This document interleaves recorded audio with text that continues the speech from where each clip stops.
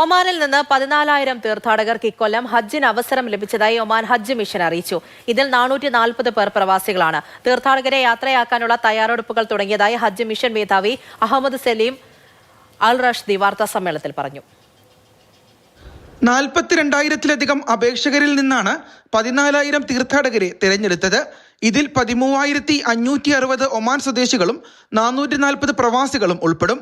Oman air, സലാം air എന്നിവയുമായി സഹകരിച്ച് വിമാന ടിക്കറ്റ് നിരക്കിൽ 40 റിയാൽ കുറവ് വരുത്തിയതായി ഹജ്ജ് മിഷൻ മേധാവി അഹമ്മദ് സലീം അൽ റഷ്ദി പറഞ്ഞു.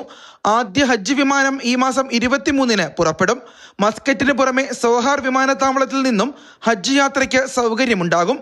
കൂടാതെ സൗദിയിലെ തായിഫ് വിമാനത്താവളത്തെയും സർവീസുകൾക്കായി ഉൾപ്പെടുത്തിയിട്ടുണ്ട്. തീർത്ഥാടകർക്കൊപ്പം 17 ഒമാനി ഡോക്ടർമാരടങ്ങുന്ന മെഡിക്കൽ സംഘവും പുണ്യഭൂമിയിലെത്തും. തീർത്ഥാടകർക്ക് മികച്ച സൗകര്യങ്ങൾ ഉറപ്പാക്കുമെന്നും തെരഞ്ഞെടുക്കപ്പെട്ട തീർത്ഥാടകർക്ക് ആവശ്യമായ നടപടിക്രമങ്ങൾ പൂർത്തിയാക്കിയെന്നും അദ്ദേഹം വ്യക്തമാക്കി. കരമാർഗം യാത്ര ചെയ്യുന്ന തീർത്ഥാടകരുടെ എണ്ണം കഴിഞ്ഞ സീസണിലെ 5,122-ൽ നിന്നും ഇത്തവണ 3,034 കുറഞ്ഞു. ഒമാനിൽ നിന്നുള്ള ഹജ്ജ് ബസ്സുകളുടെ സഞ്ചാരം നിരീക്ഷിക്കാൻ ഡിജിറ്റൽ സ്മാർട്ട് ട്രാക്കിംഗ് സംവിധാനം ഏർപ്പെടുത്തിയതും ഈ വർഷത്തെ പ്രത്യേകതയാണ്.